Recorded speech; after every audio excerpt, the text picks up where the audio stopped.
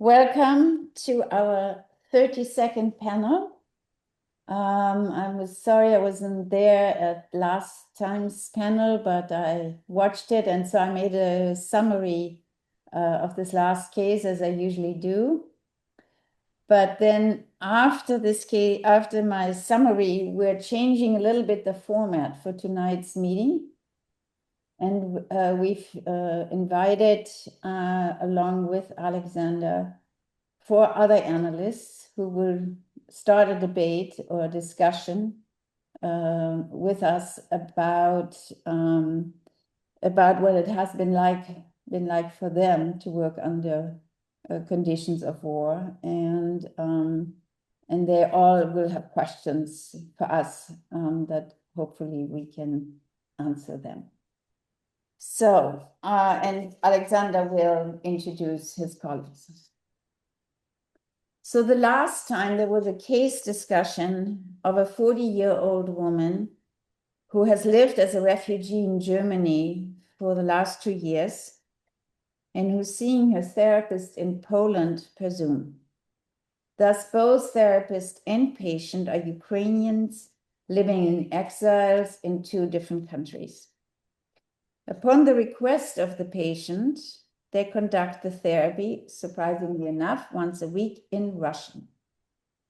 At the beginning, the patient was very insistent to see the therapist, whose name is Sophia, as her therapist, even though Sophia had very little time to see her. But she put her on the waiting list, and finally the patient was so persistent that Sophia gave in and began to see her once a week. It was not immediately clear what the attraction was for Sophia, and why for the patient to choose Sophia, and why it had to be Sophia.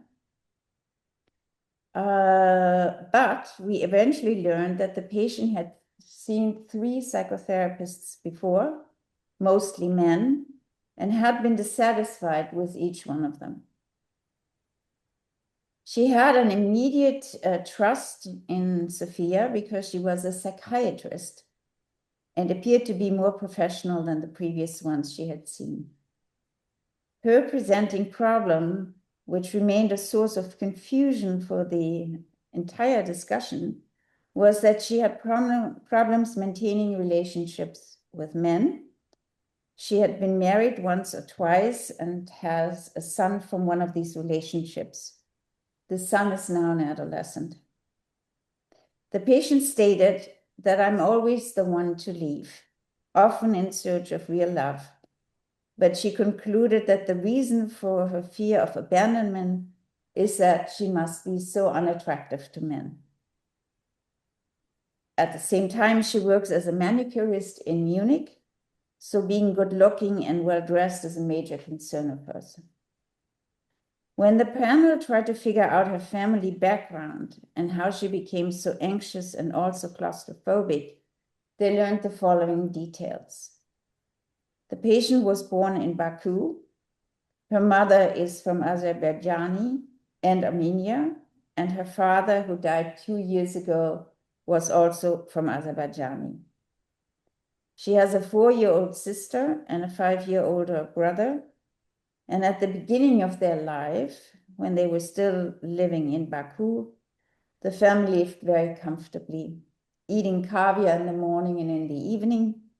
And when they had enough, they would throw the caviar behind their couch. So we didn't know whether it was a metaphor or reality. When the panel tried to figure out, when she was 4 years old, they fled Azerbaijan and moved to Kiev. Their life situation rapidly changed as a consequence, and they lived a very much more impoverished life. The father became an alcoholic, and the parents fought all the time. She felt much warmth towards her father, but had very little affection for her mother, by whom she did not feel loved. There was quite a bit of violence in the family, and she suffered from a constant anxiety that the father would leave and that she would be stuck with her mother, whom she disliked. Her father died 2 years ago, and it was upon her lone decision, since the family was gone, that she was the one to turn off the ventilator who had kept him alive.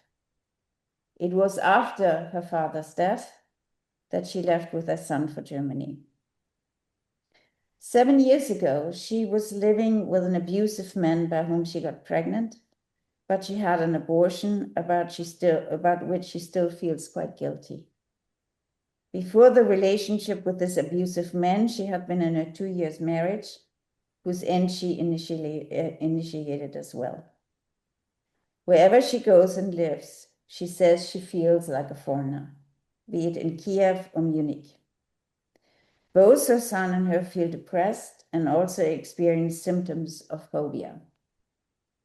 The patient often fears that she will be attacked or raped and that men are following her, and so she asked her therapist, Sophia, for advice of what she could do to lessen that anxiety. Here are some of the responses to this case. It was interesting to see that this case caused a lot of confusion despite its clear presentation. People couldn't quite understand what this patient was treated for and how to make sense of her history and at times her treatment. A major part of the discussion was geared toward a clarification of her origins, being born in a war-torn country and having had to flee at age 4. Jerry thought that the war that was to ensue between Armenia and Azerbaijan was continued in the family between the parents themselves once they settled in Kiev. They had violent and at times bloody fights. Rape was also mentioned throughout the case presentation, but it remained unclear who said what to whom. But the sentence has formed that, I quote, fathers rape their daughters. A frightening sentence to hear when one is an adolescent. The question of why they spoke in Russian was also clarified finally, since Russian was her mother tongue in Azerbaijan when she lived in Baku. What was not mentioned was that the patient and therapist had agreed to speak in their mutual aggressor's language, since Russia by now has posed a threat to both countries. It also turned out that the patient was metaphorically raped by one of her previous therapists, who had published her case history on the internet. It was, as Françoise said, a rape of the soul. Besides being unable to connect and be in a relationship with men, she only meets men through dating platforms. She also has no relationships with women.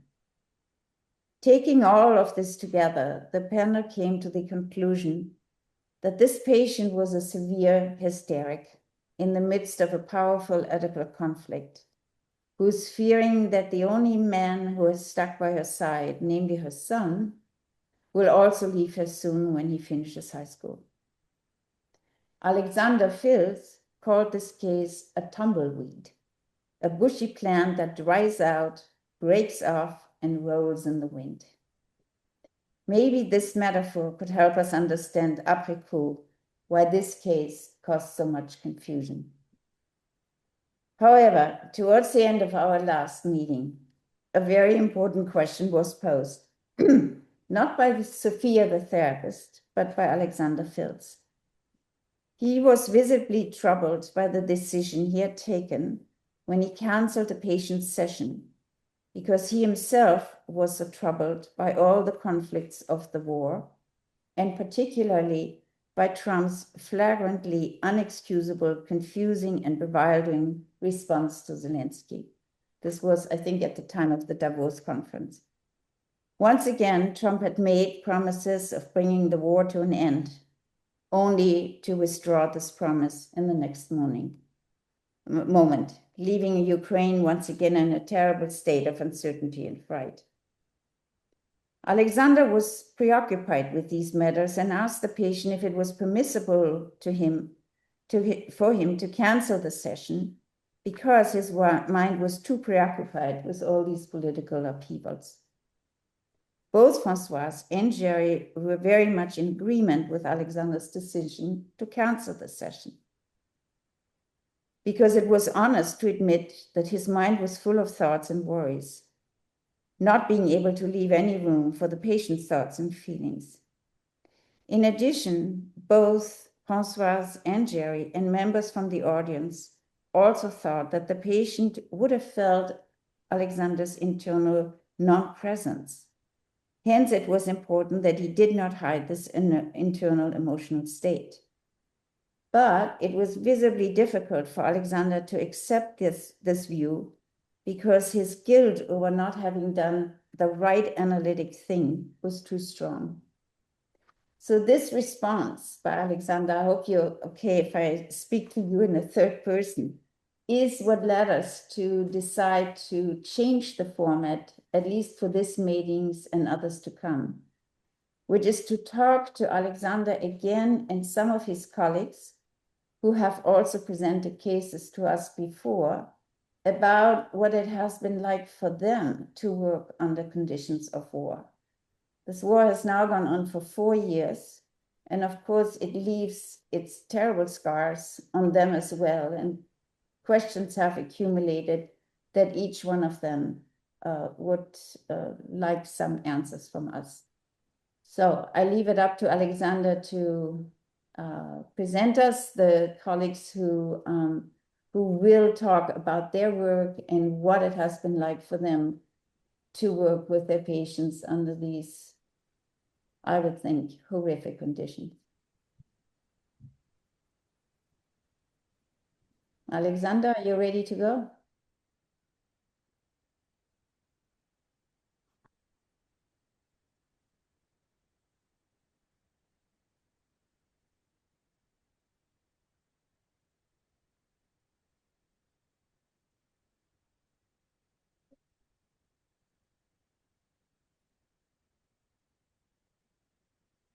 But before that, I'd like to ask if our colleagues are present here. Is Oleksandr Fedorets? Is Yulia here? Serhiy and Kirill. Are you all here?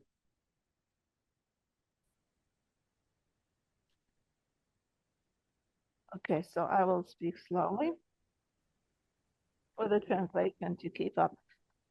So we've decided with Jeanne, Kirill from Italy to be here.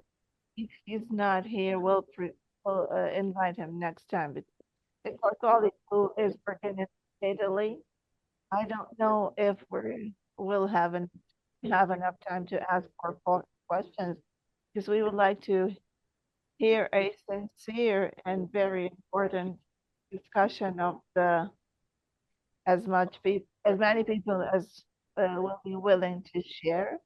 But first of all, our colleagues and supervisors. And if we don't have enough time to ask more questions, maybe next time we will finish and then we'll decide if we're going to present cases further or we're going Oleksandr, can I stop you for a moment? Hybrid because format. Beatrice and I think some others are saying that it's very hard to hear the English. Yeah.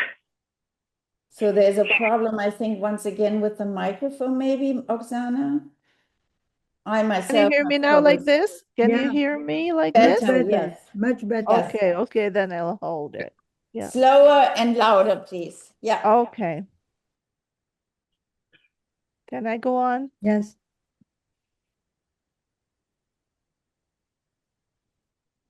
Okay. Okay. Nee, redet die ganze Zeit in Ukraine. Okay. So I'd like to finish my question because I've thought a lot about it. And Oleksandr and Yulia have prepared their questions, and Serhiy has too. So after our last meeting, I kept thinking about that case quite a lot, and I thought the following. in that situation, in the situation we are right now in Ukraine, we've talked about it many times.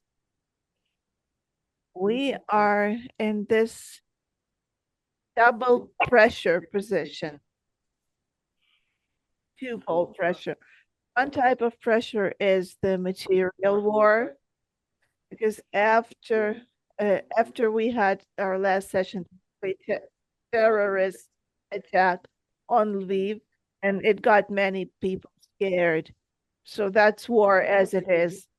And another thing is this really intense information war it has never been like this before. It's the first war where the information pressure and propaganda sometimes equals the kinetic force of war um, in its traumatic impact, because it's constant, permanent, relentless, and well planned, and very precise. So we are under this twofold traumatic situation. And I've been thinking about this because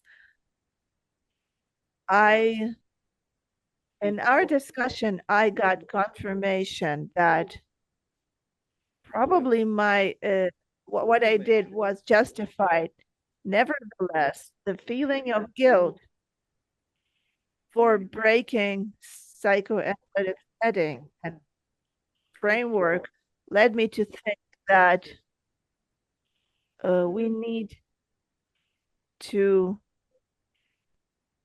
we are forced to break these psychoanalytic rules not once, but very frequently, in fact, due to the reality of terrorism and shelling. And our patients often come to therapy, and we have to provide space for this in therapy as well. Because after the terrorist attack, one patient came to me and started talking how we saw last night there were 2 or 3 explosions downtown Lviv and many people were injured, and that was really scary, a planned terrorist attack. And I thought that I could have asked a patient, let's think what this terrorist attack means to us. But I didn't dare do that, because that would have looked that would have been not delicate on my part. So we talked a bit, and he calmed down, and we just went on with our work. So in that relation, I started thinking, perhaps we're too lenient to the problem of neutrality and psychoanalytic setting as such, when we justify ourselves with rational defenses, and even by constructing these concepts that we are entitled to break the canon of psychoanalytic setting, because we are in this special situation. And another thing that I thought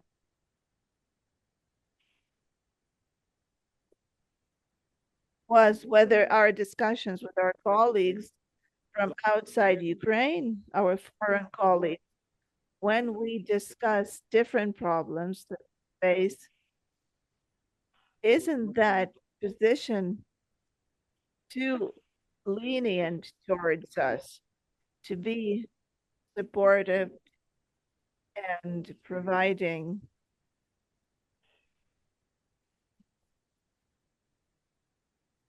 maybe it's a little, it looks like a therapeutic intervention to alleviate pressure that we are under. But maybe this leniency towards us can be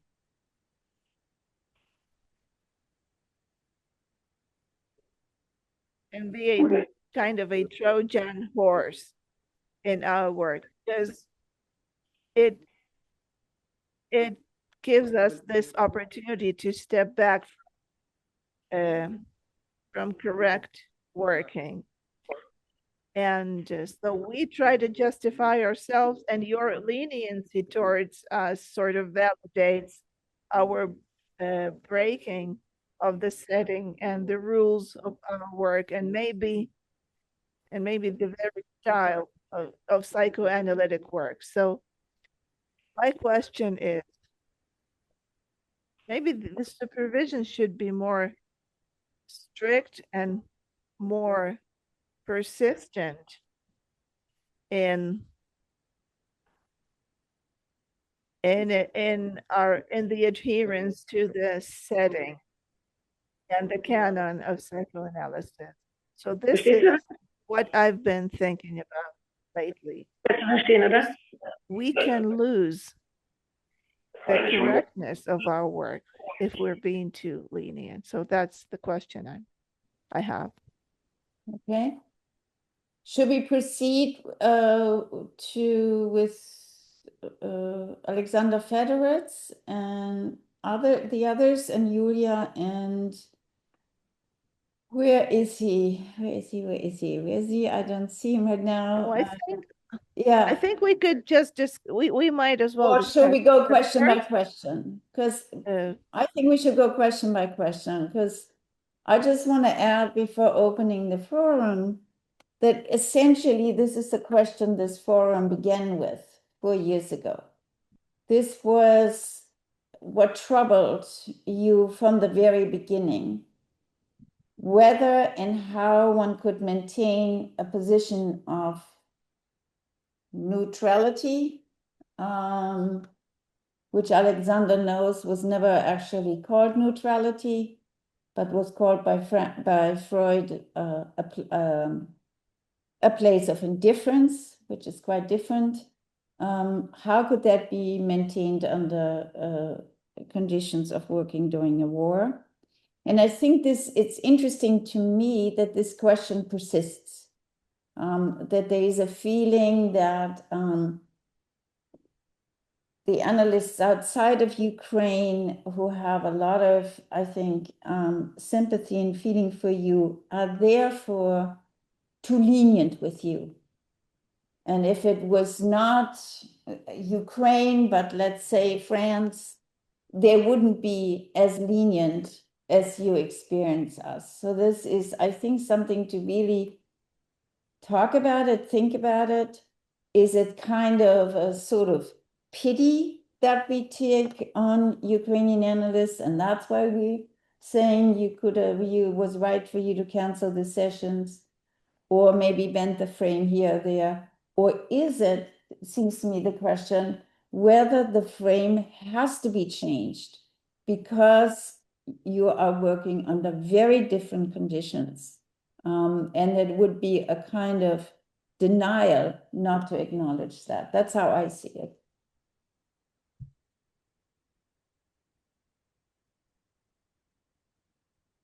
Thank you, Jeanne. Thank you for this clarification. That was really nice. May I speak?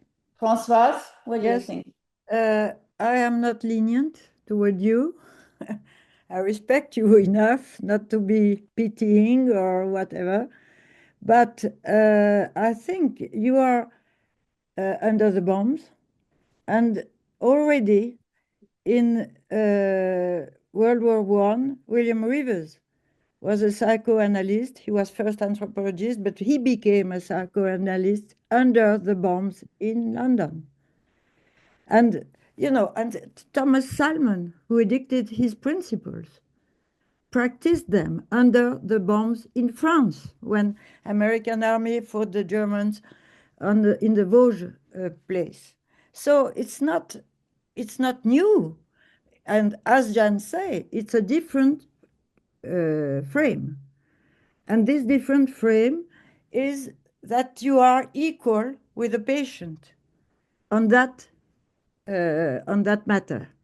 Both fear the bombs. And so you don't it's not the canon of classical analysis. There is a parity. And then, therefore, there is a channel to what they are living through, which is open, much with much fruits or much efficiency, that if you were in a calm office like we are, talking to people who come from their house which fell. So you are in a different paradigm, and we spoke about that, where trauma is not only a collapse or whatever, but full of resource. And we heard that at the first time we met. And perhaps all along, all those lessons of our first encounters were diluted into much more easy cases. The first day, there was a woman a psychoanalyst from Odessa, and she told the story that after her work, she went to a park and sat with a friend, and then came a young guy with no legs in a wheelchair, and he told them, "Oh, girls, it's dangerous to be there. I will sit by you to protect you." And I was struck by that. It's exactly the opposite. Oh, poor man, poor young man, and so on. The trauma had learned him a lot. And that is the channel that I tell you about, where we can enhance these qualities or these lessons or that they learn, they teach us. So that's what I want to say. I think it's a really important point, Françoise, that you're making about trauma being a resource and maybe not just a sign of, a deep pathology or terrible circumstances, that many people also make use of the trauma in very profound ways. Jerry, what do you think? Well, I guess I have a couple of I thoughts. want to put you on the spot, but and no. I do have some thoughts here. Show me your hands if you want to speak. Well, I mean, at one level, what I think is that, when you're deciding as a therapist, should I cancel the session or not? It's a little bit like you have to decide when you're physically ill. Do I have the stamina, the presence of mind to be available to the patient? If you don't, because you're too frightened or whatever, then you decide not to do it. You take up the authority for yourself to decide not to do this. And, if you think you can be there, then it's up to the patient as to whether they want to be there. They can be there. So, there's that level of things. To me, the issue is the primary task of the psychotherapy as the North Star. That's your reference point. I'm here to help the patient understand herself or himself. And if, I feel like I can be present, then great. And, sometimes the patient's fear or whatever else, reaction to the things going on around them, lead to a session that feels perhaps a little more supportive than analytic. Okay, fair enough, but the North Star is I'm here to help the person understand themselves. Now, that said, what I want to do is go back a little bit and offer a kind of speculation about something here. Oleksandr, you talked about Trump, and Trump saying, we'll be there for you, and then saying, we won't be there for you. In other words, you talked about the betrayal that Trump has inflicted on all of you, which, of course, is also part of trauma, the betrayal by leadership. And I kind of hear in that kind of the question, well, who can we turn to?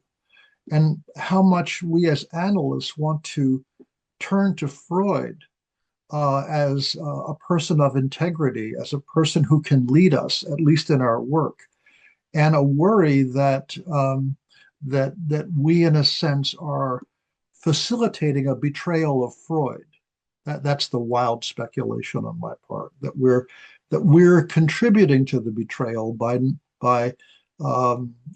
taking a position that seems like it betrays Freud's standards, the standards of psychoanalysis. I hear that as a possibility, and I do think there's always a transference to like the father figure in this. But I think that, I think real kind of the real loyalty is to the task, not to the person of Freud. And the task is understanding the patient. And if, as long as we can create a space for that, we're working psychoanalytically. I agree very much with the points Françoise is making, that the bombs are falling on all of you creates a huge challenge, and also a channel for surviving and understanding the effects of trauma on people. So that's my reaction. But Jerry, Freud betrayed himself in 1897 when he abandoned his neurotica, that's his psychoanalysis of trauma.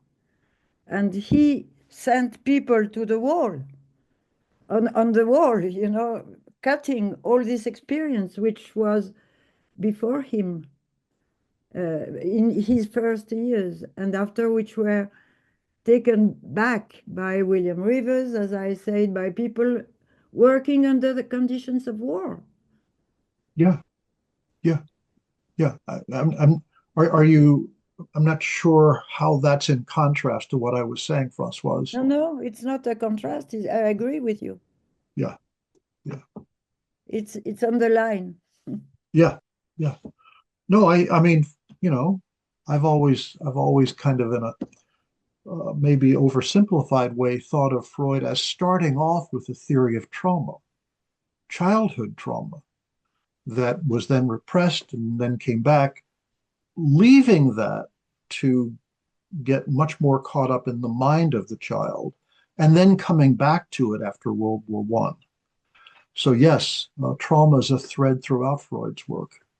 And to address, thank you, Jerry, to address Oleksandr's case, there is an analyst, English, Roger Bacon, who wrote just a book about exactly your situation. The case where he can't be there. He feels useless, he's full of preoccupations, he cannot listen to the patient. And that is, he says, when the patient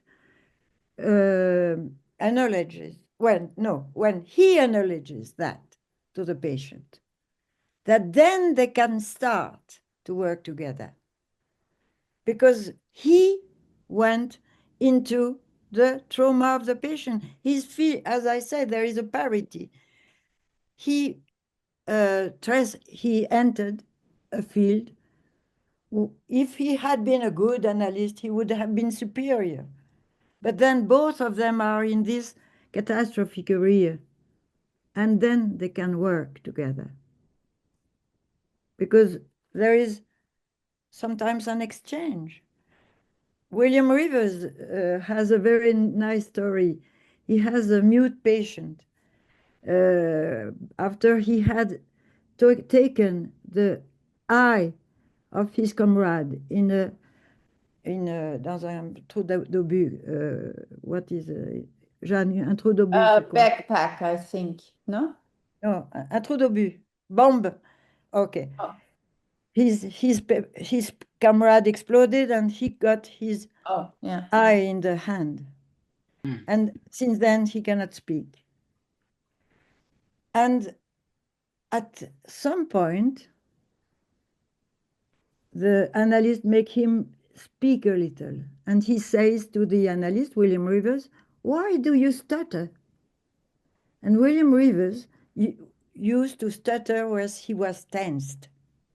Then this William Rivers say, "Okay, we exchange our place. Now you are the therapist." And I'm going to, so the patient takes a therapeutic stance and say, "Oh, when did it happen? What age, where, and so on." And they start to connect and speak about what really happened in this bullet, in this crater of bomb. Françoise, I think you're pointing to something that really is an important issue here. That I mean, it's certainly it's possible under conditions of trauma that a therapist's experience of his personal experience of the traumatic situation makes it unbearable to talk about.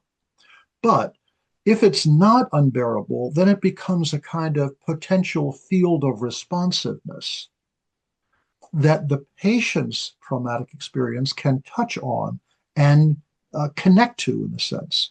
That's what I hear you saying, that the therapist's vulnerability is a resource potentially here, and that the idea that the therapist is in an invulnerable superior position is off. Exactly. Yeah. Harold, you've had your hand up. Good evening. Only because, when Oleksandr mentioned the concern about breaking Freud's frame, I was thinking about, in the Rat Man, we have in Freud's notes that one day the Rat Man comes to therapy and he's very hungry and can't focus. And Freud writes a note in his notes. He said, well, the patient was hungry and was fed.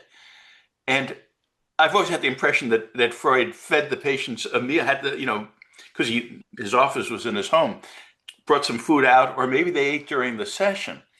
But I think, that little story speaks to the importance always in psychoanalysis of acknowledging reality, that to keep the frame when there are realistic reasons why the therapy needs to be altered isn't realistic. That isn't analytic. I also wonder, given that this patient, I think, raises issues about being overwhelmed and maybe in some ways is overwhelmingly frustrating in this sort of global way, the inability to pin the patient down, if that might also be a factor here about mastery and control when what the patient maybe feels out of control. But in any case, I go with reality. If you're in no position to do the session, you don't do the session. I think he fed him herring, was the story. Harold. Stanley Freud fed the Redman herring. Oh, really? Yes. It's brain food. Yes. Sarah, you want to say something? What was that? I'm sorry. What did he feed him? Herring, the fish, herring. Oh, okay. Matjes filet. Yes. Yes, please. Cyril. Yes, go ahead.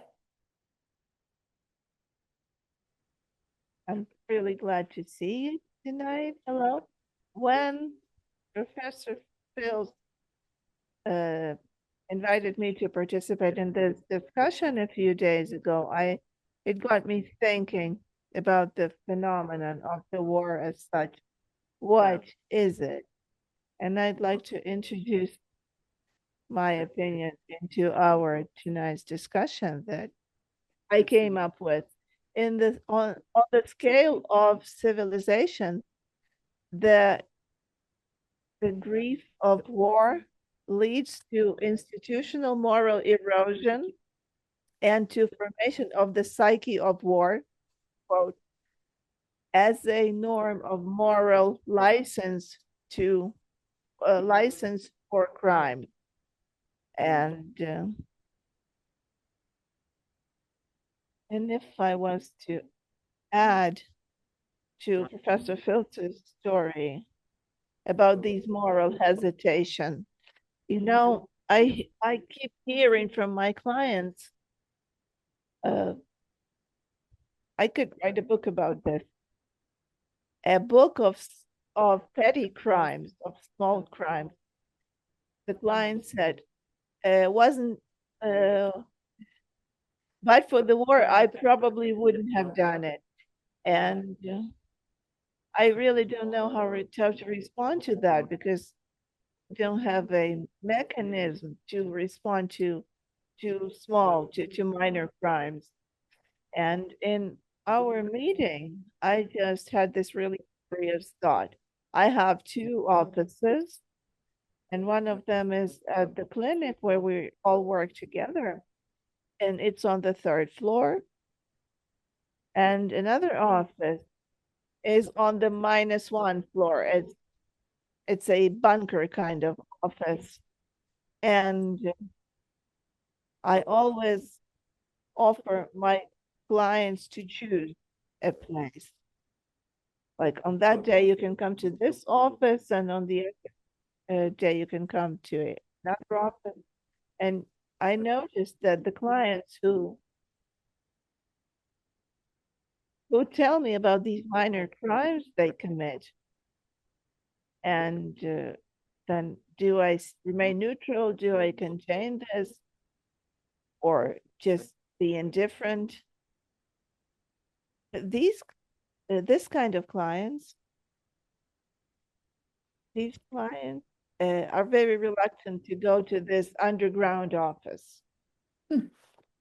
And the clients who are just regular ones, they happily go to the 3rd floor, and they say, well, okay, if there's a raid alert, we'll try to stay safe. And it's when we think about dreams, according to Carl Jung, when we traveled the house from the model from to the basement to it, or upstairs to super ego, there's this huge resistance to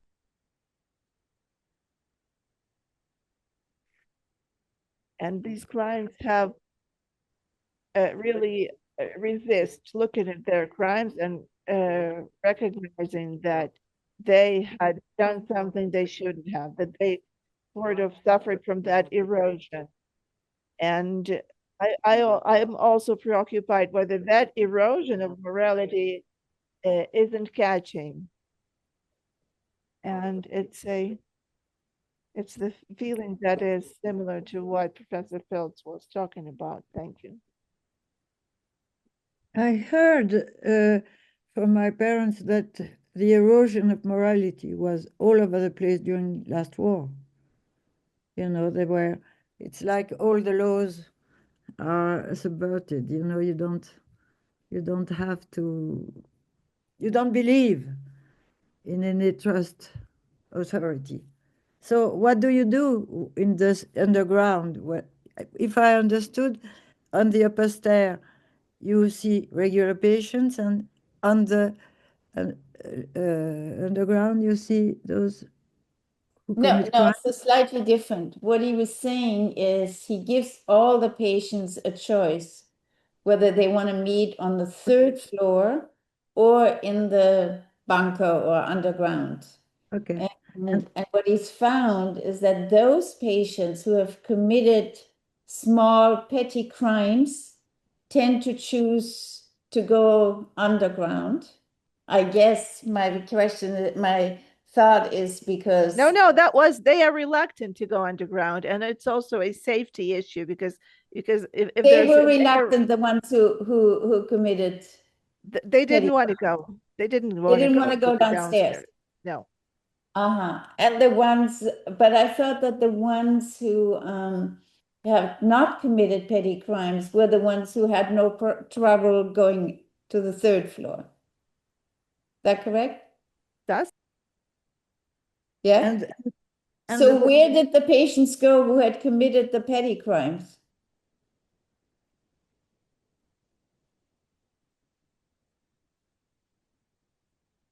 the ones who committed petty crimes did not want to go to the bunker office. Okay. They just have this huge resistance to go there, and those who did not commit anything, they just don't care where to go. They fine don't with it. care. I see. Mhm. Okay, I got that wrong. I just also want to interject that I remember the case you presented to us, I think by now 3 years ago, is also really one of the cases that has stayed very much in my mind, like the case for Françoise of the man from Odessa who was sitting on the bench with and offered himself to help the two young girls. And you at that time conducted your therapy in a car with the woman who had hidden in where is it, Kharkiv, in Kherson. the underground, for like quite a few months. But for you, a way to reach her was because she was to conduct some of the sessions in a car, if I remember correctly. So was that a violation of the frame, or was that a way to reach the patient?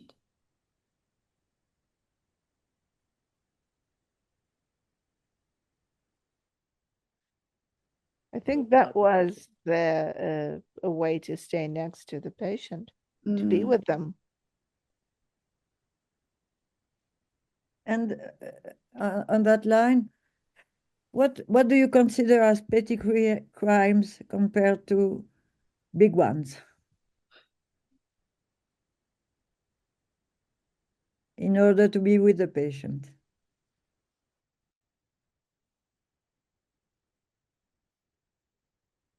Well, that's subjective, of course, but well, something that does not really harm the health of another person, something that does not really harm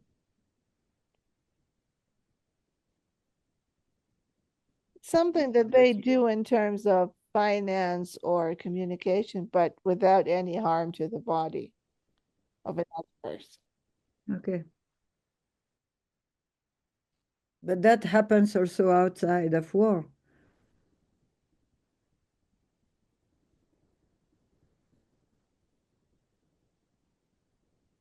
Very often this erosion of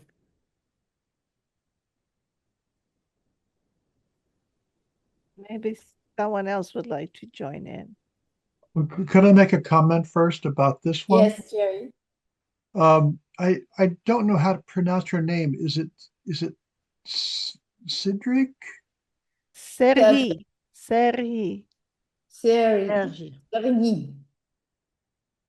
think I would need to have it spelled. Anyway, I'm sorry about that. But the comment I want to make is that it sort of goes back to what I was saying earlier. You know, in my mind, the North Star is what are you there to do? So, so for example, some people come and tell a person who's wearing a religious collar about their petty crimes. Does that mean that they're asking you to forgive them?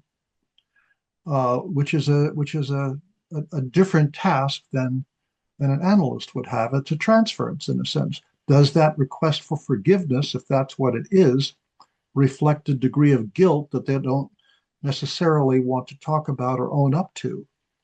Does the bunker represent the punishment for those things that they want to deny is out there? So there are questions within role that come up, it seems to me, when people bring that to you. Second thing I want to say is that, in a sense, and I think you were pointing us in this direction, that in a sense, Oleksandr was saying to us are we, especially those of us from outside, uh, being too lenient about petty crimes when it comes to how you conduct an analysis? Are we facilitating petty crimes on your part as analysts by the stances we're taking? So just want to keep that on the table. Very good. Yeah.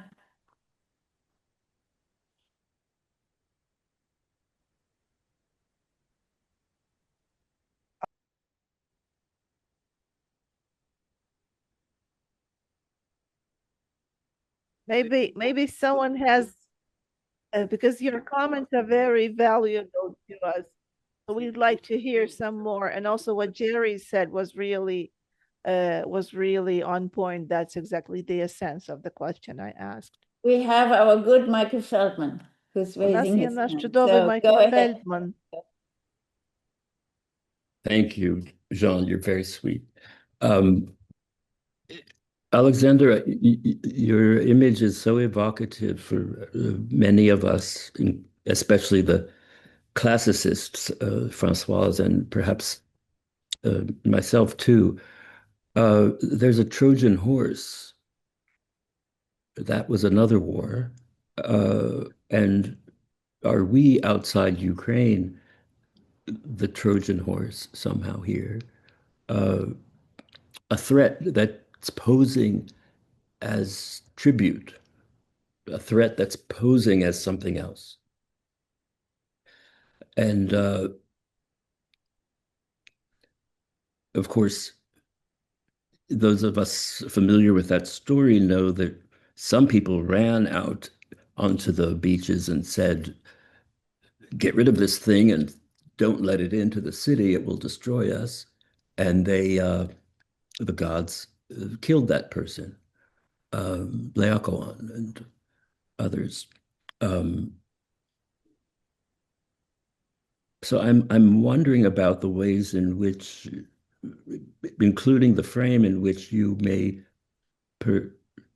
understandably perceive us as a threat posing as a tribute, or in this case, I think our tribute might be a wish to be helpful to you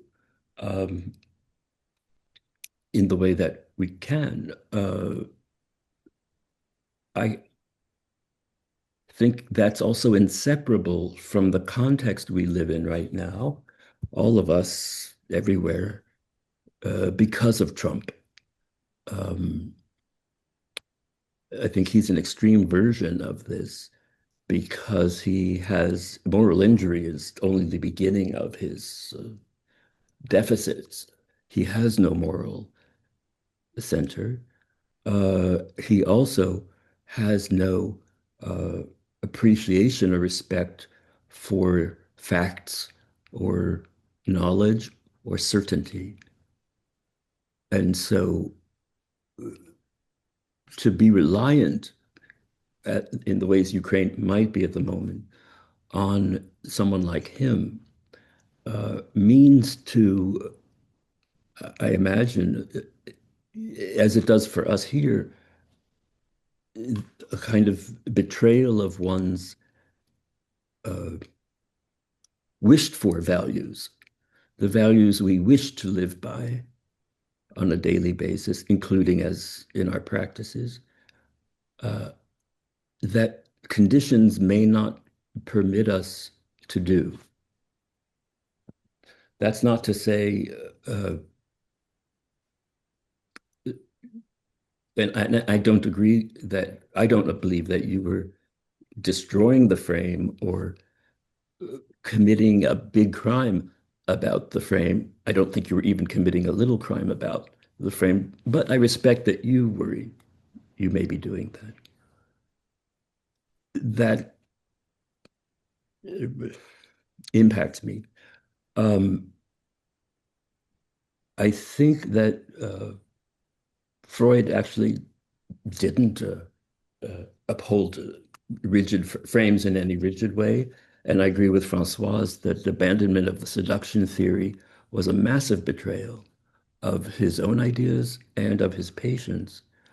But I do think there's something universal in the fact that circumstances force a kind of moral ambiguity, and that we're all facing the loss of our moral clarity or our moral values, and the loss of facts as knowable, and the loss of certainty. And I think that's as disorienting as any Trojan horse could be for analysts who rely on both of those. I Yeah. understood. Sorry. No, go ahead, Françoise. Please, I'd like to say something. What Michael said, that was absolutely brilliant, because the Trojan horse, as I understand it, I don't understand you, but us, Ukrainian analysts who are trying to enter the fortress of a well-built psychoanalysis with different rules. And I've had this fear that we could become a Trojan, we could represent a Trojan horse in the field of psychoanalysis. That was what I was feeling. Thank you. All depends on one side of the enemy you are. I understood that the opposite, that we were the Trojan War, a horse, bringing Bringing our No, but leniency. all depends I on what went side for- you are. The Trojan War horse was the Greek attacking the Trojan. If we are on the side of the Greek, it's a good weapon. And the psychoanalysis under conditions of war is a good weapon against the stupidity of classical analysis in those conditions. So I don't mind to be a Trojan War. All depends on one side I am. And Oleksandr, you started our meetings by saying that this psychoanalysis was not the same, and you repeat it all the time. And what I say is that it is a very old way of doing psychoanalysis that we have to invent at each time we are in a catastrophic area. But it's not new.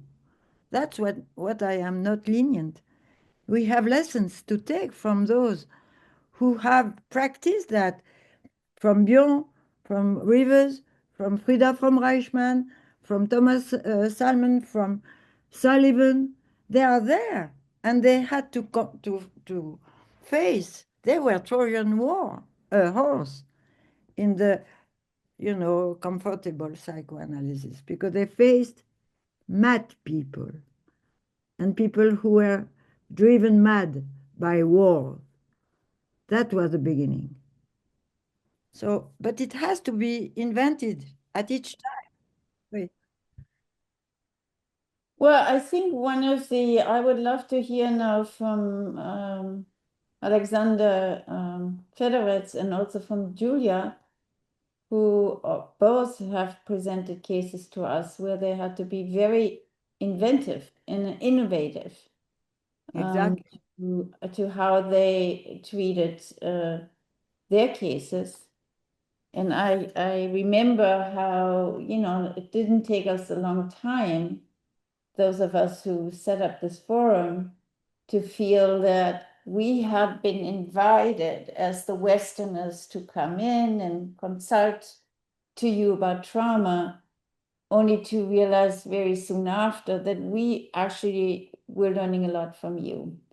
And Oleksandr and Julia, you were, and Sergei, you were one of those people, or many of these people, from whom actually we learned a lot. So I'm wondering, what you think about the issues that have come up, the idea of, are we corrupting you? Are we having too much? Oh, no. Et cetera, right? I mean, that's a question. So I would love to hear from you.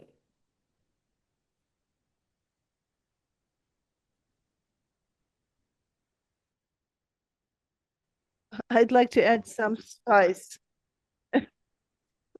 go back to the issue of neutrality from another side. At the start of the full-scale invasion, some of our Ukrainian colleagues, quite a lot of our colleagues in training were in the same projects with Russian analysts.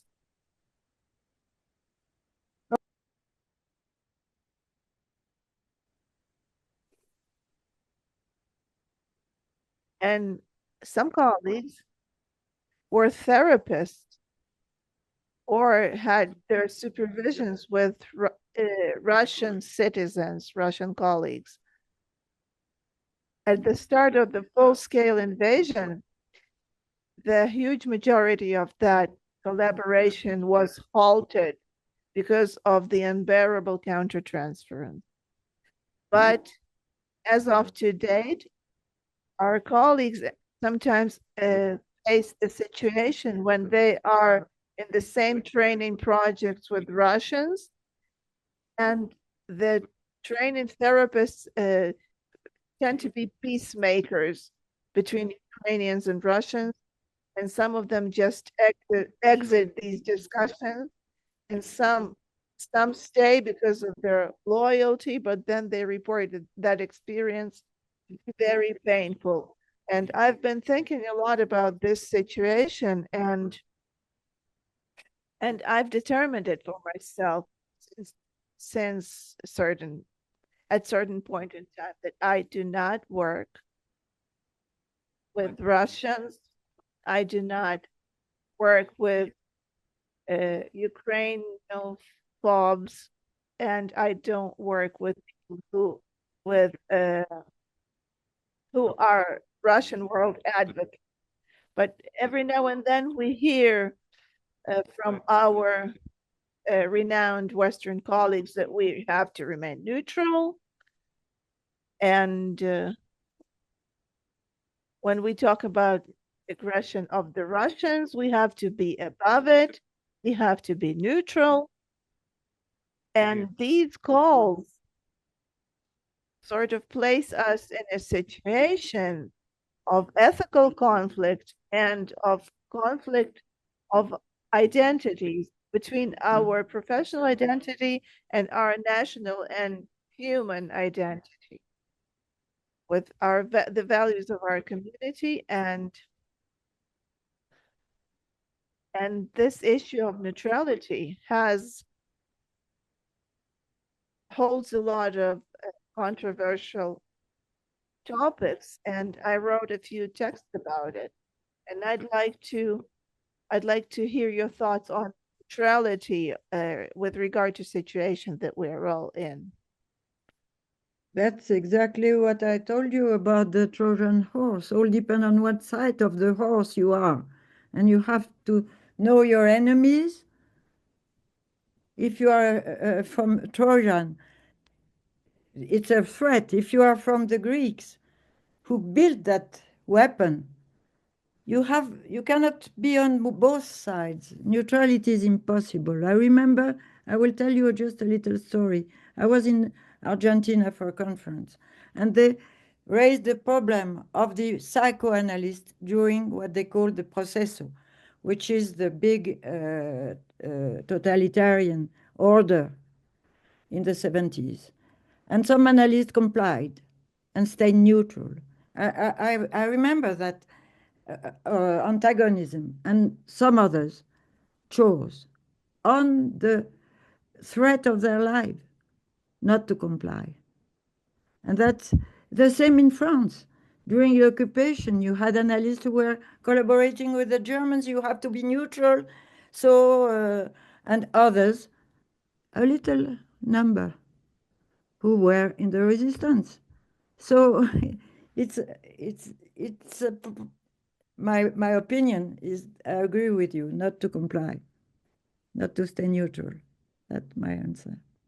The way I'd like to respond to you, Oleksandr, is I feel like we're talking about neutrality as some kind of absolute thing. I don't know how to put it, but it feels like some superhuman quality you either have or you don't. I don't think that's the case. I don't think that's what's meant by the idea. I think neutrality has to do with a listening stance. In other words, how do you as a therapist listen to all sides of the person, even the ones they don't want you to listen to? How do you do it? By taking a relatively neutral stance, by allowing your own mind to be open, to have a free-floating attention. And that's the stance you're trying to take. And it seems to me when you say, I'm not going to work with Russians, you are telling us how you maintain neutrality.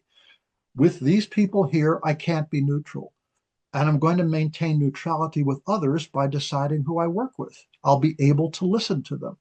That seems fair enough to me. I don't think you have to be superhuman in assessing who you're able to listen to and how. So I want to make that point. I also want to go back one step to one of the last things Oleksandr said, which was about which here's how I heard it, that Oleksandr, as the leader of an institution and as a kind of leader of developing psychoanalysis in Ukraine, one of your worries is, has the war crippled us and disqualified us from entering true psychoanalysis? Now, however one answers that question, I would just point to that as one set of feelings that people in Ukraine must be having. What kind of damage has the war done to us? And will it disqualify us from participation in the larger world in various kinds of civilized endeavors?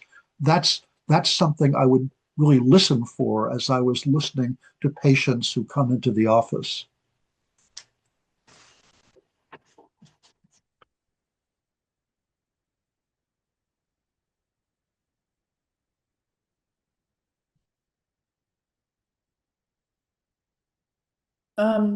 Are you saying something, Alexander? Filts? Can I say something more about I just wanted to say that I second what Jerry said. what? That I just want to say that I support what Jerry just said. Yeah. Well, what I also like about what Jerry said is, I wrote a paper on neutrality, which I also gave in Lviv, and which I give again in Oslo on a slightly different subject matter. But actually much more close to neutrality is what Freud called the evenly suspended attention, and a state of indifference, but not indifference in a way of sort of looking down on somebody, but sort of keeping an indifference to all sorts of fantasies and wishes, not indifferent to the patient. And I think when that state it cannot be maintained, as was the case that Alexander Filts told us, he was not able to use his mind in a evenly suspended attention because his mind was totally preoccupied with the war. I think it's very fair and necessary to say that in those moments you can't work. So it's not a sort of false political neutrality, but I think Jerry is very right. It has to do in what condition you are as an analyst to be able to lend your mind also to the others. And if you have, I totally understand it. I sometimes ask myself, could I work with a right-wing person here from the right-wing party in Austria who might win again in a year or so? I don't think I could do it. And I think that's what I would say. So You say, You know, Jeanne, Jeanne, you wrote in your paper that I read that Freud did not invent that word. No, Freud never used it. No, Freud never used that. Was Strachey's translation. And we are all, obsessed by that word. No, the word much more close. What Freud actually wrote was indifference and then evenly suspended attention. but Strachey translated indifference with neutrality. Freud himself never used it. He used abstinence later, but never the word neutrality. It's not, it does not mean the same thing. No. Michael, you had your hand up again. I want to ask, John, I understand this is a German word, but did Freud use that word as indifference? The German word he used was indifference. In a very crucial sentence in his paper on observations of transference love. It's a French word also, indifférence. Oui. Ouais. Indifférence, we say that commonly. Indifférence. If we remember when the Bettelheim book came out, and he was one of the first one to criticize Strachey's translation,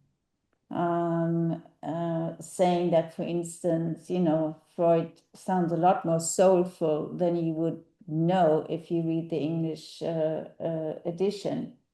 But it's interesting to what extent, Strachey has politicized sometimes psychoanalysis with his translations, and definitely has also mechanized.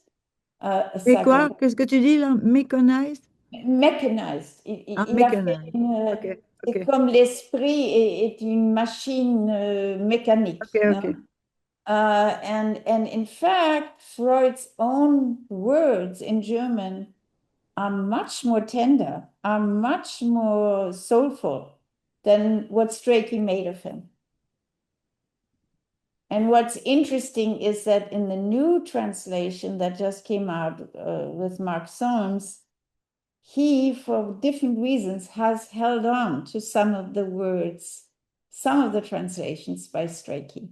Again, because he said he was a sort of scientific man, and especially in the project of Freud, he maintained many of the of Strachey's mistranslations, and including the word neutrality. So I actually asked him the other day and he said, oh yeah, I explained it somewhere, at some other point I said, neutrality was not really mentioned by Freud. But my sense is that whole position, the whole question of ethics would have taken a very, very different path had Strachey not made that, I would say, very awkward translation. But this indifference looks like the opposite of neutrality. I'm not interested by your rubbish. I am interested by what you are coming for. Right. It's a very strong point. Say that again, Françoise. Freud said, I'm indifferent to all the rubbish that you are talking about, but I'm interested by why you are coming, what you are coming for. And so it narrows the target. Can I jump in here? Yes, Michael. Yeah. I think, Françoise, that's crucial to what you said, and I want to come right back to that. I'm wondering if to maintain evenly suspended attention, as Jeanne is reminding us, and also distinguishing it from its mistranslations, all with that same word, which has a different meaning in each of our languages, you need to know which side of the horse you're on. And if you can't know which side of the horse you're on, not to be just clever about it, I don't know that you can maintain evenly suspended attention, because you don't know if you're the aggressor, the aggressed upon, or an enabler, or in what way you're participating. But I think in most countries, we understand the analyst as a participant in the process. And I would agree with Oleksandr that in this way, that if you can't figure out know which side of the horse you're on, to use that phrase, then I think it may not be possible to maintain evenly suspended attention in the way that we aspire to and hope to in order to conduct analysis. And if your answer to the question is, I don't know, then maybe you should postpone the session and call Jerry or Françoise or Jeanne and figure that out. But I'm terribly struck by what I've been reading in the paper, in the New York Times lately, about the difficulty of knowing, which is what you so nicely described to us, what's going on when the propaganda war and the material war are exponential. And I just wanted to share something with you and ask you if this is true. I was reading about the drones and the role played by Elon Musk and his Starlink in picking sides. He was originally turned on for both sides in an unencumbered way, but then I read he turned it off for Ukraine, and they suffered for it. Now he's turned it back on, for the Russians, and they're suffering for it. And that the drone as a metaphor, maybe is the 21st century Trojan horse, maybe not. And your question, Siri's question about meeting in the upstairs office with windows or the downstairs office in the bunker, as I read, drones are flying by the windows, is a very complicated situation. But I'm not sure that I understand the question of sides in a sense. I know what side I'm on as a citizen of my own country and in terms of some world affairs. But I sometimes wonder what would happen if a Republican, a MAGA supporter, came to me for therapy. What would happen? Are they coming for an encounter with difference, including whatever differences might be inside themselves? And if they were to bring up, MAGA propaganda, I think if I could, my question would be, why are you telling me this? In a sense, what are you doing to me with this, and why? It'd be kind of fun.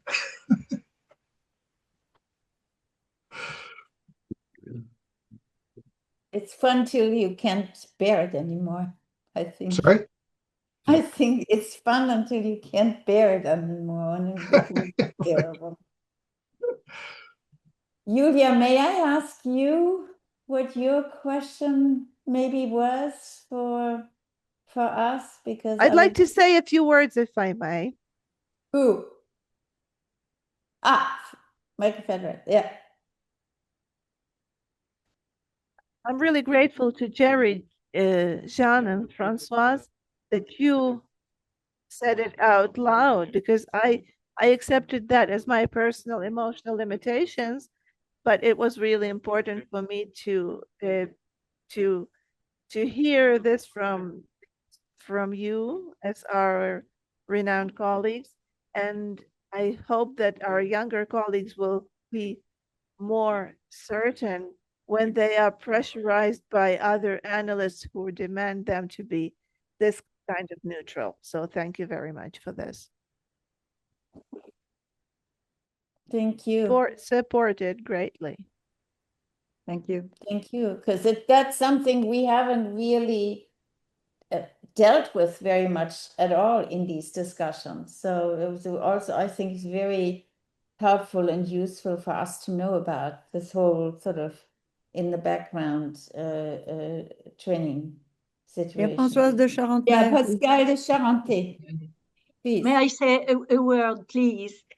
Well, talking about Freud, I would like to come back what you say, Jeanne, if I may, about neutrality. And I think that's one of the points which is very, very important, in fact, because talking about Freud, we could also talk about the Nebenmensch, saying that the Nebenmensch is the one who answers when everything is dark all around.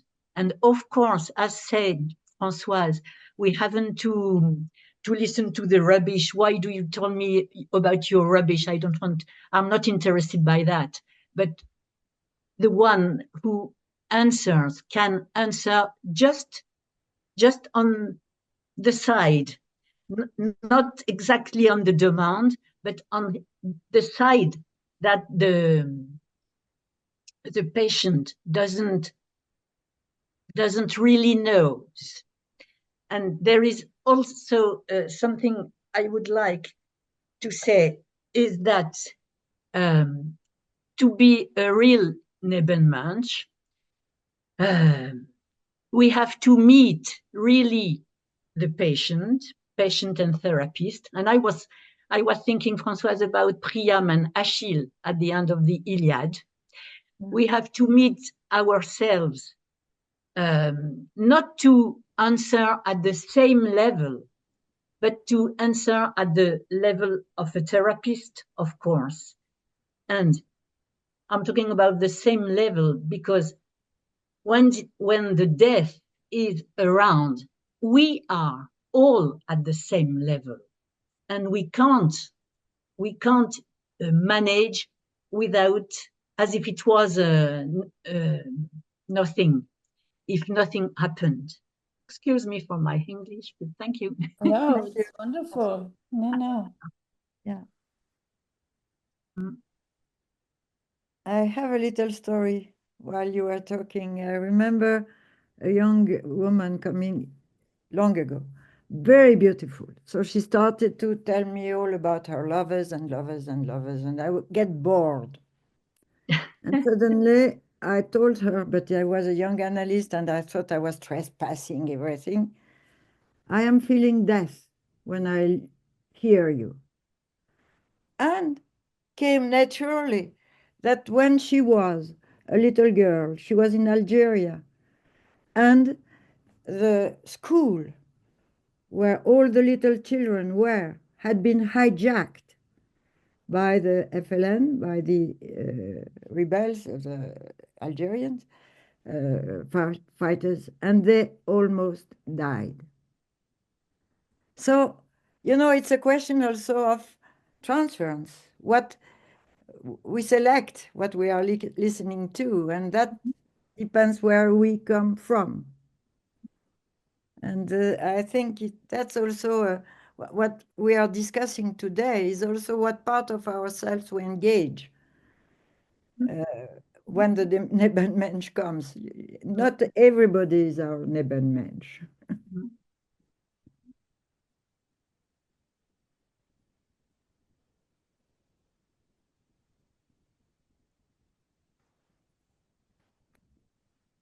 Somebody else wanted. May I ask Julia now what your thoughts or questions have been for tonight?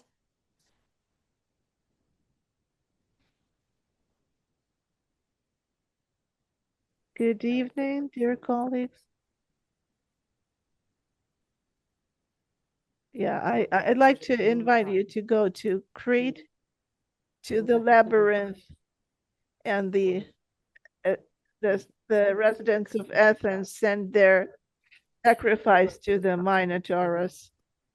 You know the story, I right? did not understand. Can you repeat that, Oksana? Yeah. What's the English pronunciation for Minotaurus? Minotaur. Oh, that's right. Okay. So dumb. Well, and I've been really interested in that character lately, and I found this. I found the Jorge Borges' view of him,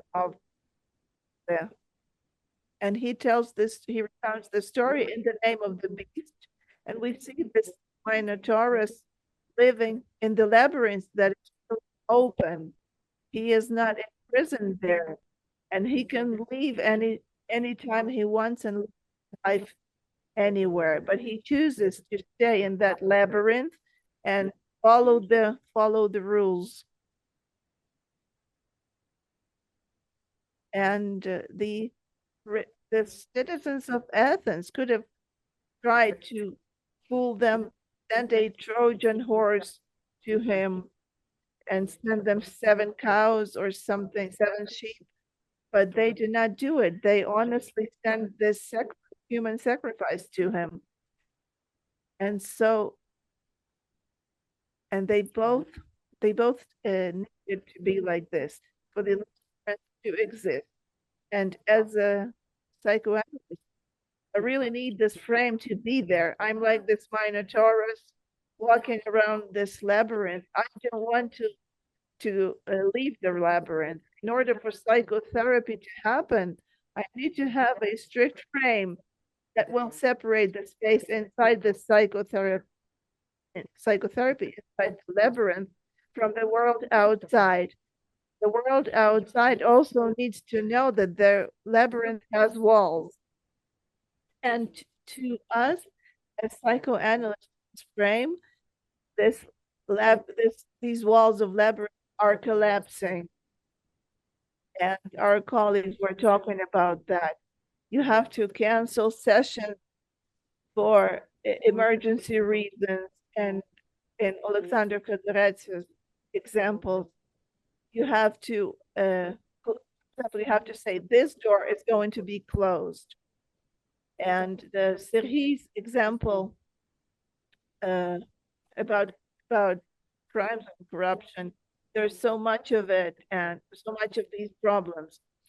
And I'd like to also show you how our frame is being broken. Our frame is being broken because our reality is too literal. When our patients are afraid of terrorist attacks and drones, we cannot work with that as fantasies. 10 years ago or 20 years ago, that would have been a great image to explore their early childhood trauma and their relationship with partial objects and their fantasies of destruction. And that would have been great material for psychoanalytic play and thought. And today, when our patient or client is afraid of a terrorist attack, we don't know if that's a fantasy about their aggressive father, or is that literal terrorist attack that happened in our city a few days back. The same with love and trust in a couple, because of migration, because of service, army service, and others being left back home. A lot of couples do really cannot stand the test of time and distance. And when our patient tells us about his distrust of his partner, we cannot take it only figuratively, because he might have every reason to believe in that. So these walls are closing in on us, and I'm like this Minotaurus who would like to play in fantasies and talk about dreams and look for connections, for invisible, subtle connections, and give it back to my client. I can't do that because I don't have enough space in the labyrinth. I'm a trauma therapist. I'm a supportive therapist. The work I'm doing is important, but it ceases to be the psychoanalytic work, something that brought us into this modality as in the first place, because things I love about psychoanalysis are really threatened and narrowed down. So it's literally impossible to work with that. And I'd like to hear your feedback on that, because what do you think about reality destroying fantasy? And you lose your material, you lose your tool, your skill, and you become a slightly different psychotherapist. Thank you. Perhaps you should have another thread, you know, Ariane thread to reach the Minotaur. Now that the Minotaur is out, you have to have another thread. Fil d'Ariane, we call it in French. But, you know, I started to work as an analyst, not in a regular frame. I started as a non-psychologist, non-psychiatrist in a mental hospital, because I wanted to speak with the mad. And it was on the grounds of 3 previous wars, 70, 14, 40. And I had no frame, regular psycho. What did I do? I was sitting by the patients in the great big room on the public, inside the hospital, but where everybody was there. And we had no meeting in a closed office. And it worked. It worked. I don't have a catechism about, you know, the office, the regularity of the sessions, and so on. So I say psychoanalysis can be practiced everywhere. You know, the material, it's a question of reaching the person where this person is and from where you are. And it can be devastating. I was telling you about London bombardments. Winnicott worked under conditions of war. They had to flee all the time. You know, there is a tradition in that way. So that's my answer. A different thread for the Minotaur, for the Ariane that you are. But can I say something? Because there's a way in which I think Julia talked about this that made me suddenly realize something else, because I've been very much on the side of saying to Oleksandr and everybody how important it is that we adjust the frame to the war in which you have to work or choose to work. And with the way you put it, it suddenly dawned on me that maybe what you're also saying is that in addition to everything else, losing your home, losing your safety, losing, you know, any sense of knowing what is coming the next day, there is also a fear that you're losing, not being moralized from outside, being thought of as being improper psychoanalysts. I think in addition, what I heard you say, you're also losing a theory that has been very dear to you. And maybe when we talk about loosening the frame and yeah, you fear, well, now you take the last thing away that I have been holding on to. So I never thought about it in this way, and I thank you. Yeah, I Thank too you. appreciated the way you described things, Julia, because it was very experienced near it. You could feel the struggle that you're having. And my response to it was, you know, there's nothing wrong with having a supportive therapy session at all. In a sense, I think it's part of what Salman would have talked about as expectancy, meaning that this is what we need to do today. When we can, we'll do something else. That's fine. I do think that part of the challenge in your situation is that so many of the external aspects of the frame, in a way, the office, the regularity of sessions, is destroyed in a way, or so unpredictable that it makes you feel like the frame is lost. But in a way, I also think that the frame is inside the analyst. And it's basically the task, you know, of understanding what's going on. So I think in a way, the pressure of the situation may interfere with building this over time. But I'll bet that each session has a question in it about the patient, and one listens for what that question is and how you might help the person understand it a bit better. That's all. That's the frame.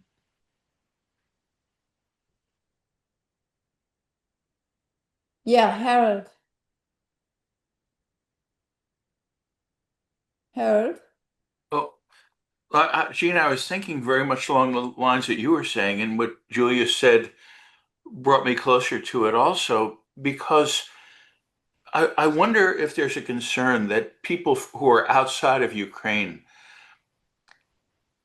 can't understand the intensity, maybe intellectually, but not really understand, and that we're therefore being too um, what too soft. We're worried about it. We know that there's problems that we don't understand. We're therefore uh, feeling a little overwhelmed ourselves, and we tell you to relax and not worry. And now we're going to weaken your analytic platform.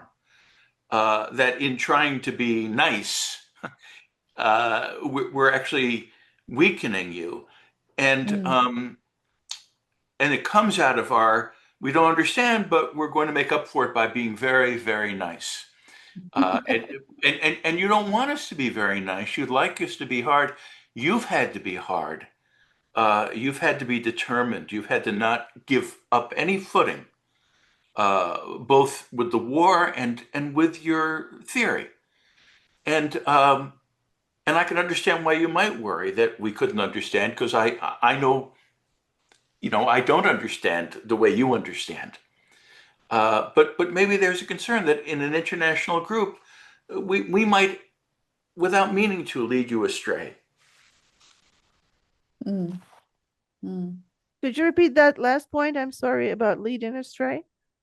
As an international group who don't really understand the experience of being in Ukraine now, we might accidentally, in our wanting to be good colleagues and friends, we might be too soft and therefore lead you astray.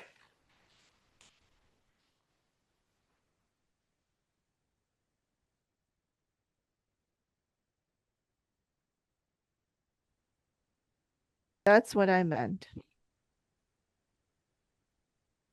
Mm-hmm. But if I may, Yulia also meant one important aspect in mind. She had one important aspect in mind. I don't know why she didn't mention it. She has a very important aspect in mind, that how the boundary between fantasy and reality is becoming blurred. And we don't know if the patient speaks about literal danger or metaphorical danger, because they can be saying both. And at this point, we don't know if they're being symbolic or literal about the danger. And this is where the fantasy and reality blended, and it's really hard. I was trying to convey that. Thank you. So this is also how things are being destroyed. Thank you. Natalie Nalia Vaiko. Natalia.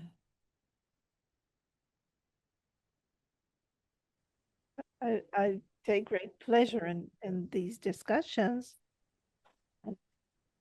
I've also been writing on that topic, and I'd like to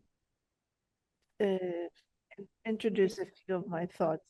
I never heard anything about the analyst, how the analyst and the patient are in the same reality. Because we talk about holding the frame, holding the patient, but we don't talk about ourselves. It's as if we do not participate in this work. It's as if we are obliged to be like our colleagues who are not in the situation of work. I'm sorry, I'm a little nervous, because when we work under bombs, we also hear these bombs and drones, not just our patients and my windows loud in my office. And we're trying to make analysis work and make the client talk, but we cannot listen correctly because at the same time, my son is law is in the front line. That's why I'm saying that this labyrinth is being broken. The condition of existence of the Minotaurus and the so suffered. And reality intrudes, it does not allow fantasy to blossom. Yeah, this is the key point for me, for example.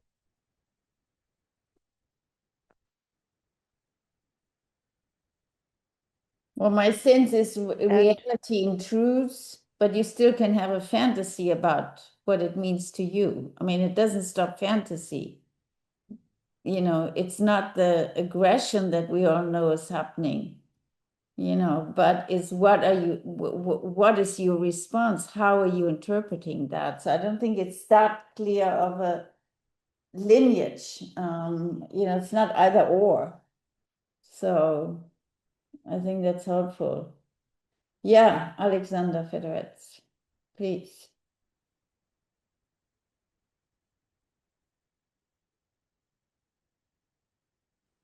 I beg to differ. I don't think fantasy is destroyed, but I think that the neurotic fantasy we're so used to working with, it's vanished and a psychotic fantasy replaced it. We're living in psychosis. Maybe it's not psychosis, but a perverse fantasy of certain leaders. But our early archaic experience, it responds to this context and this reality. And that's how we react.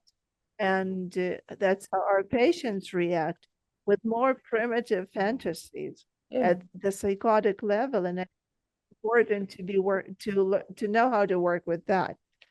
I'd like to throw in a few words. The example Yulia gave, I can make it more specific directly. What I remembered what I mentioned at the start, when my patient comes and tells me that there was this huge explosion downtown Lviv and people died and it was a terrorist attack because first responders came and then the explosion happened again, just exactly as Russians would. And then we talk about this terrorist attack.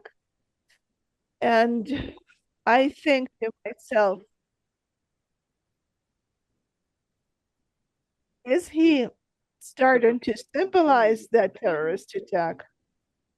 And or not? And then he says, I don't know if I'm going downtown tomorrow. Should I go to the theater because it's close by? And what can happen tomorrow or the day after tomorrow? And I'm thinking, so, well, he is fantasizing about tomorrow, but is it symbolic threat that he has been carrying since childhood and that he is too careful of every threat? Or is he really afraid of a realistic terrorist attack? And it's an interesting question about the real, about the boundary between fantasies and reality is blurred. We because we cannot tell where reality ends and fantasy starts. This is what I mean. I may be mistaken, of course. Yeah, but now we are speaking of another kind of fantasy than in neurosis, as Oleksandr Fedorets said. It's much more like delusion. But delusion is not a false appreciation of reality. We have to change our notion of falseness and truth. Delusion, like your patient, you know, who perhaps makes a lot of fuss, is a way to express the terror. If you like poems, the writers, they express terror with other means, but it targets a reality. There is no opposition. All depends how you will respond. You can respond in the same way. All depends what kind of. You are now speaking about transference. Are you just outside and saying, oh, that's not true, he exaggerates, this is fantasy? Or are you just echoing from the sense of terror that he expresses through these words? And then you can play. Well, it's not very funny, but play is about that, answering on the same level. With his words, like in a delusion, you can use the words of the delusion to get out of it. We have a little time left, and there is, again, I'm sorry because I'm not able to read Ukrainian, but there's a hand up, and Ludmila, the name is Ludmila. Ludmila? Yeah. Yeah, I'd like to say a few words if I might. I'd like to respond to Oleksandr that without war, even without war, we never know for sure if that's the client fantasy or reality. And we always work in 3 dimensions: the dimension of reality, the dimension of fantasy, and the dimension of relationship. But right now, the weight of this negative reality outweighs. And part of our work is about telling the difference, paying attention and telling the difference and differentiating between which part of the patient's experience is related to reality and which part is related to fantasy and previous events in their life.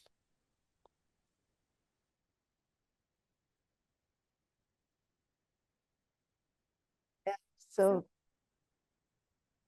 and the analyst takes a close look and realizes that everything is literal truth. And it's also important we have to support ourselves and our loved ones, but it takes away the interest, much of the interesting part of psychoanalysis. Lacan said that psychoanalysts shouldn't have their own reality, their own interest and their own desires. Well, he might have, but we don't have to listen to him. Who do you think said that? Lacan? Lacan, yeah. No, I- we didn't say that. I've been thinking about Lacan a bit in this part of the conversation, because what I'm hearing is a kind of pressure that comes toward the analyst to be the analyst supposed to know. And that's, that's not the place of the analyst, even though I can certainly imagine why there would be pressures in that direction.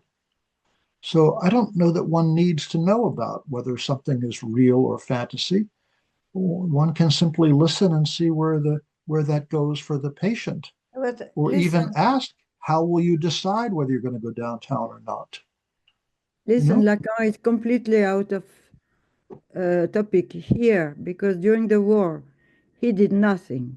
He just enjoyed himself, and he treated the resistance as people thinking they are heroes. So he was a mess on that topic of war and trauma. And I was a Lacanian, so I can tell you. It's not, I know him. Can't be neutral about Lacan. Second topic. When we are speaking about fantasies, I was thinking of Winnicott. And when you see people with children, see a little girl playing taking a doll and there's something weird. And the analyst thinks, oh, this little girl has been raped. So it's not a fantasy. And the game of the little girl with her doll are not metaphors. They are playing out what happened to her. And Winnicott was very good to detect that. So when we speak of fantasy, what are we speaking about? Fantasies, delusion, that's why I liked what Oleksandr Fedor had said. It's more like delusion is a way to try to catch another who can enter your world, even if it looks epic or poetic.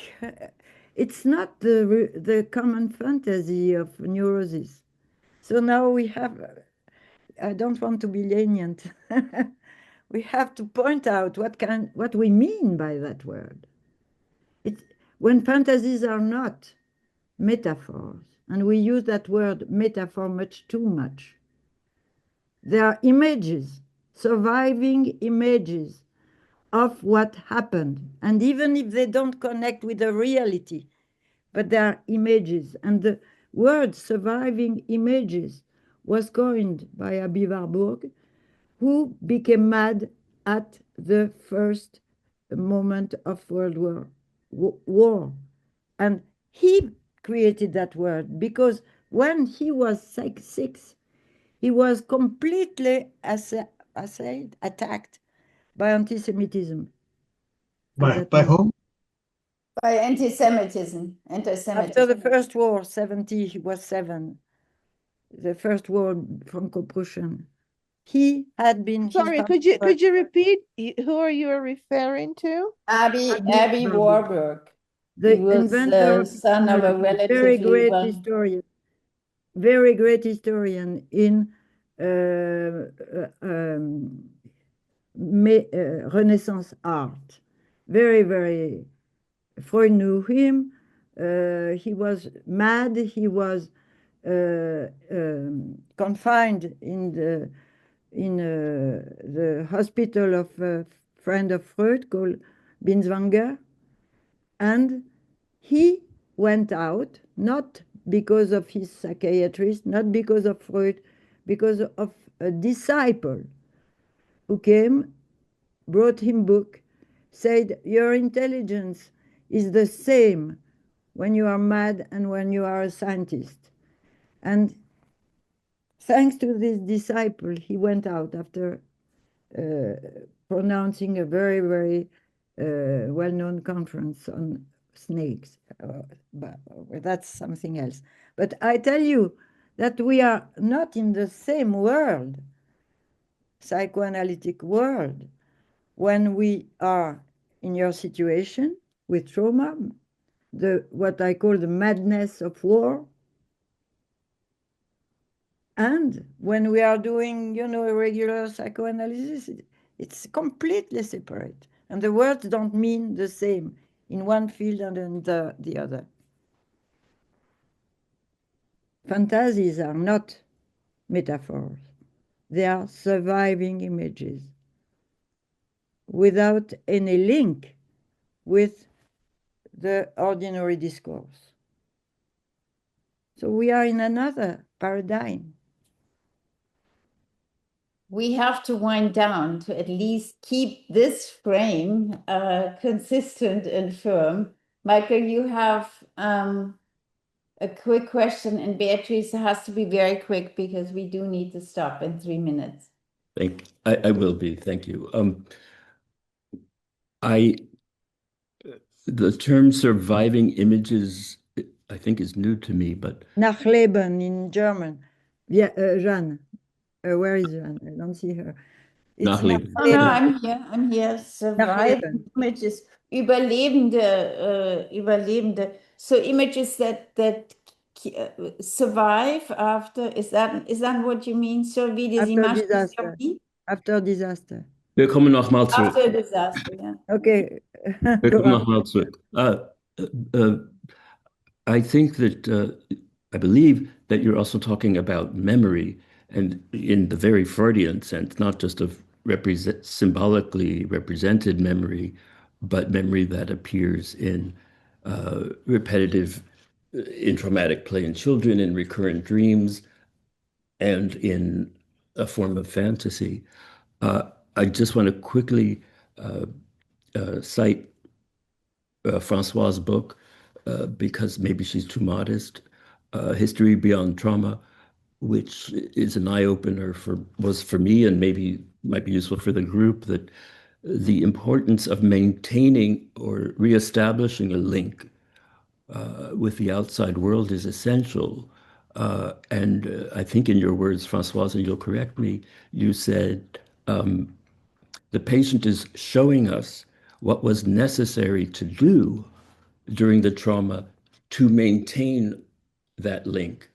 And it appears, let's say, as madness because we don't know the context. But it was very profound to me when I read that, and I find it useful now. Thank you. Beatrice, you will have the last word. Well, just very quickly, I mean, we have been talking about the de-idealization of the analyst and of the analytic frame. And it seems to me that the de-idealization of the analyst has a very different meaning for analysts in Ukraine than it does for analysts outside of Ukraine. That the mortality of the analyst is not a metaphor. It is part of the real, and it flies by the window in shape of drones and rockets.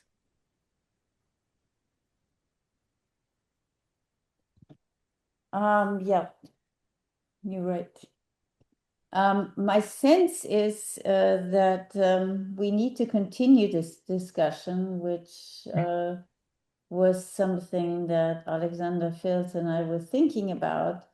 So we have a date for our next session, which is April 2nd.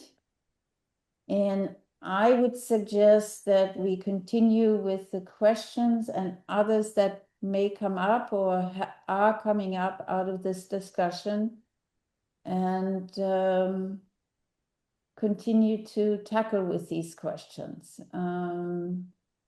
Because I still also, Françoise, I'm not completely agreeing with you about that Lacan has nothing to say about this. I know he behaved terribly during the war, but I think especially also the idea of the de-idealization of the analyst, we can learn quite a bit from him, I think. But to be seen. We have to fight. I know, we have to fight. Un combat. Okay, thank you again, all of you. Thank you, Oksana. We're glad you're back. Thank you, Françoise and Jerry and the two Alexanders and Julia. And thank you. It was wonderful to see you again. And Michael and Beatrice. Okay. Bye-bye. Thank you Thanks, too. everyone. Okay. Goodbye. Thank you Thank too. you. Bye-bye. Bye. Bye.